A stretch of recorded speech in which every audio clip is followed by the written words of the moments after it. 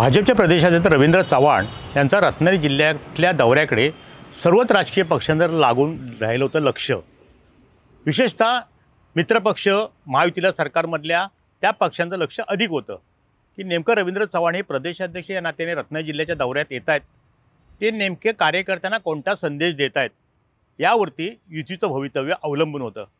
पण आज सकाळी त्यांचा खेडपासून सुरू झालेला दौरा आणि खेडमध्ये कार्यकर्त्यांना मार्गदर्शन करताना त्यांनी महायुतीमार्फतच निवडणुका लढवल्या जातील असं स्पष्ट सांगितल्यामुळे रत्नागिरी जिल्ह्यामध्ये येणाऱ्या नगरपालिका नगरपंचायत निवडणुकीत युती होणार, महायुती होणार हे आता जवळपास निश्चित मानलं जातं आहे।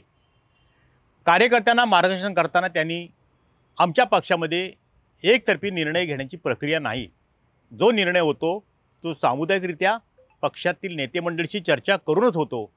त्यामुळे नगराध्यक्ष असो किंवा महापौर असो हा महायुतीचाच होण्यासाठी कार्यकर्त्यांनी एकजुटीने सहकार्य करावं, प्रयत्न करावेत हे सांगायला सुद्धा ते विसरले नाहीत। खेडमध्ये मनसेचे नेते वैभव करेकरांचा मुंबईत झालेला प्रवेश आणि त्यानंतर झालेली चर्चा यावरती सुद्धा भाष्य करताना रवींद्र चव्हाण प्रदेशाध्यक्ष या नात्याने त्यांनी स्पष्ट सांगितलं की वैभव खेडेकर यांच्याकडे आम्ही आमचा कोकणातील नेता म्हणून पाहतो आणि त्यांचं संघटन कौशल्य, त्यांचं कर्तृत्व हे वैभव खेडेकरांना 100% लागू होतं। एकंदरीतच काय की महायुतीच्या मार्फतच निदान रत्नागिरी जिल्ह्यातल्या निवडणुका लढवल्या जातील असं स्पष्टपणे त्यांनी कार्यकर्त्यांना मार्गदर्शन करताना सांगितलं। त्यामुळे गेल्या काही दिवसांमध्ये रत्नागिरी जिल्ह्यामध्ये महायुती होईल की नाही याबद्दलची साशंकता होती, ती साशंकता दूर झाली असंच म्हणावं लागेल। पालकमंत्री उदय सामंत पहिल्या दिवसापासूनच सांगत होते की जिल्ह्यातील निवडणुका या महायुतीमार्फतच लढवल्या जातील आणि त्याच्यावरती सुद्धा शिक्कामोर्तब करताना रवींद्र चव्हाणांनी प्रदेशाध्यक्ष भाजपचे तीच भूमिका घेतली। त्यामुळे येत्या काळामध्ये रत्नागिरी जिल्ह्यातील रत्नागिरी असेल, चिपळूण असेल, राजापूर असेल, खेड असेल ह्या नगरपरिषदा, देवरुख, लांजा, गुहागर ह्या नगरपंचायता यामध्ये आता महायुतीमार्फतच निवडणूक लढवल्या जातील असं एकंदरीत आता आजच्या रवींद्र चव्हाणांच्या दौऱ्यातनं स्पष्ट झालं। त्यामुळे महायुतीमार्फतच निवडणुका लढवल्या जातील।